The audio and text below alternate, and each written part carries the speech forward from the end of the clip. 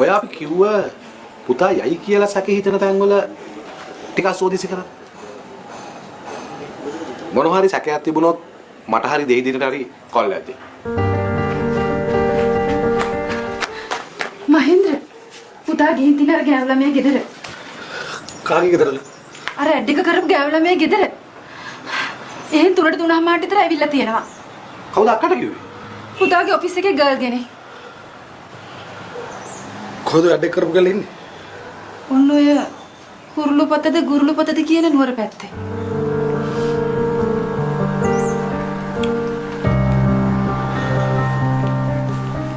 ඔය කුරුළුපත තියෙන්නේ ගල්මත කැම්ප් එකේ තියෙන ඒරියා එකේ නේද?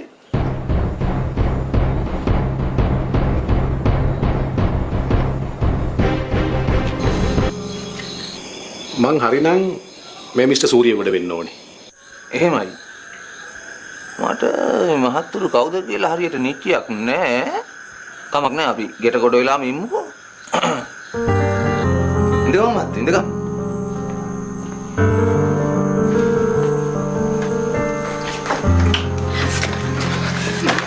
කවුද? ඔච්චරට මඳුර ගන්න බැරිද හලෝ? හීරුගේ තාත්තා. දෙයනේ. තමුන් කුරුළුපත වසමේ උපදේශාපති කාර්යාලයේ රාජකාරී කළානේ. දෙයයන්ට ඔප්පු වෙච්චාවේ මේ අපේ සමරදිවාකර මහත්තයානේ. ඇයි දුලගම්මේ ගල්මත්තේ කැම්ප් එක බාර හිටියේ මහත්තයා? පොලිසියට මේචල් කරන්න බැරුව ගිය කී දිනෙක නම් අපරාධකාරයෝ අපි මේ මහේන්ද්‍ර මහත්තයා අල්ලලා හොල්ලලා පැත්තකින් තිබ්බද? හීනකින්වත් මෙහෙම මොන ගැහි කියලා නොහිතිච්ච හින්දාද මන්දා එකපාරටම අඳුර ගන්න බැරුව ගියා. ඔක්කොටම ඉස්සරලා දුලගම්මේ වකරන්නක පේඩින්ගක්. එතකොට අමාසූරියගොඩ කියන්නේ මේ මහත්තයාගේ දුව වෙන්න ඕන. එහෙමයි. හිරු සමරදිවාකර කියන්නේ මගේ පුතා.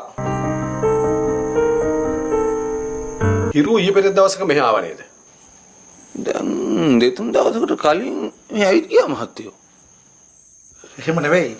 අපිට හරියටම මේ ආපු දවසයි ගිය වෙලාවයි දැනගන්න ඕනේ. අඟහරුවද දුවලයි අපච්චි. එතකොට යා මෙහෙන් ගියේ හතරෙන් මෙහා මිසක් එහා නෙමෙයි. ඒ දරුවට මොකක් හරි කරදරයක්ද මහත්තයෝ? ඔය කියන මොහොතේ හිරු මෙහෙන් පිටත් වුණා නම් ඒ කියන වෙලාවෙ ඉඳලා මේ මොහොත වෙනකන් හිරු වාගේ අතක් නැහැ. අනේ ළඟේ අක්කා. කෑගාටි පාරිකා. අපි හරියටම දන්නේ නැහැනේ මොනවද සිද්ධ වුනේ කියලා. මෙහෙන් පිටත් වෙනකොට එයා වෙන ගමනක් යන කතාවක් කිව්වෙම නැද්ද? එහෙම කතාවක් ගැන ගණිතයක් නෑ මහත්තයෝ. එයා කෙලින්ම ගෙදරට යනවා කියලා කිව්වේ. හිරු තමුන්ට අන්තිමට කෝල් එකක් ගත්තේ කීය විතරද? ගෙදරින් පිටත් වෙලා පැය භාගයකට විතර පස්සේ. ඒ කොයි හරියද? තන කිව්වේ නෑ.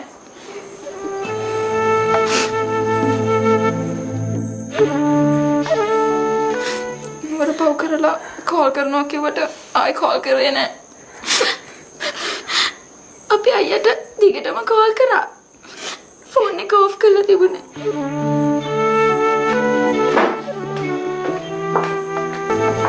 අපි අද කුරුළුපත නවතිනවා. මොනවා හරි විශේෂ දෙයක් තිබුණොත් එහෙම මේ නම්බර්සට කෝල් එකක් දෙන්න. හොඳයි මහත්තයෝ.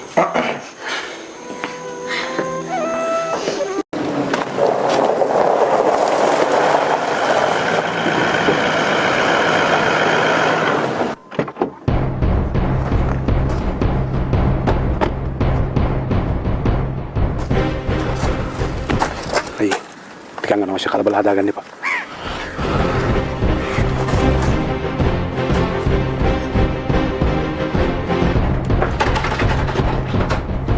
මොකෝ බං?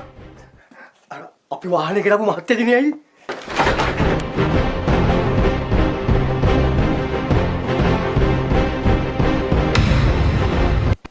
ආන්න යුතුයකම්.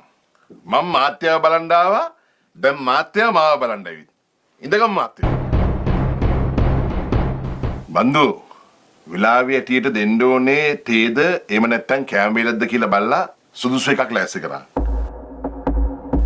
මේ ඇවිල්ලා ඉන්නේ බොහොම නීතිගරුක යුක්තිසාගත මාත්‍යේ. දැකලා කතා බහ කරලා නොදන්නවට මොකද?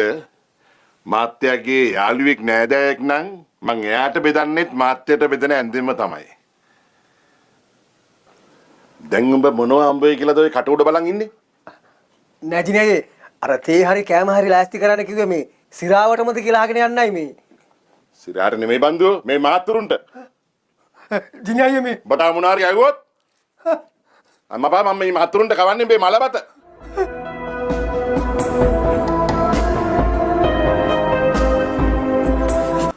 මනෝජ් පොඩක් එළිය ඉන්න. මම කතා කරලා.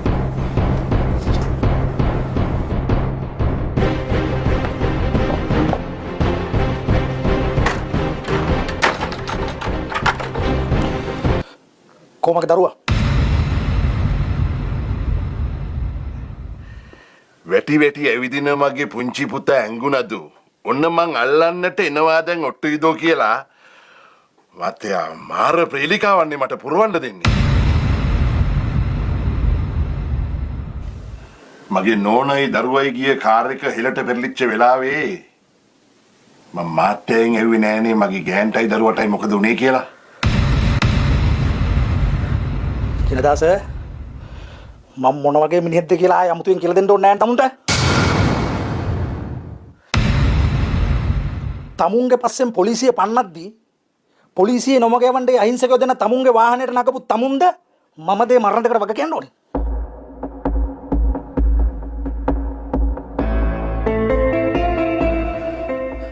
කපන් කොටන් කණ්ඩ හදන මන්න පිහි වලින් ගෙදර ගෑණිගේ බෙල්ල කැපුවා කියලා කම්මල් කාර්ය පලි නැවිනියෝ.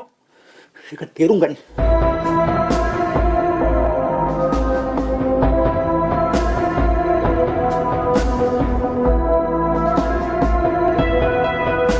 කණු දෙනුවක් තියෙනවා නම් ඒ උඹේ මගේ ඒකට මේ දරුවා ගාව ගන්න එපා.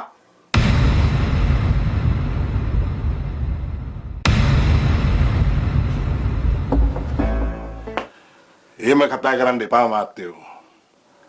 මාත්‍යා මගෙන් ගත්තේ රත්තරන් නම් මම මාත්‍යාගෙන් ගන්නත් ඕනේ රත්තරන්මනේ. මොකෝ තබක්කේ ගත්තයි කියලා වැඩක් තියෙනවයි. කොච්චර තේරුම් කරන්න හැදුවත් උඹ ඇත්ත තේරුම් ගන්න මිනිහෙක් නෙවෙයි.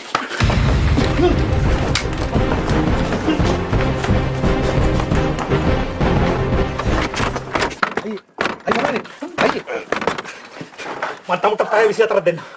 ඒ පැය 24ක් ඇතුළත මගේ දරුවා ගෙදර ආවේ නැත්තම් ඊළඟ පාර මං එන්නේ මේ විදියට නෙවෙයි.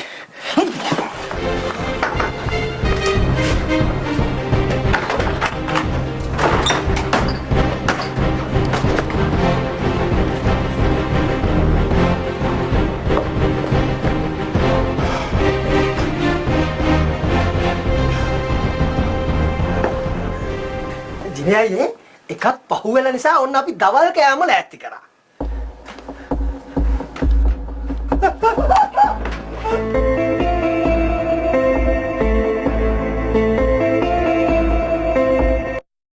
කපන් කොටන් කණ්ඩ හදන මන්න පිහි වලින් ගෙදර ගෑණිගේ බෙල්ල කැපුවා කියලා කම්මල් කාර්ය පලි නැවිනියෝ.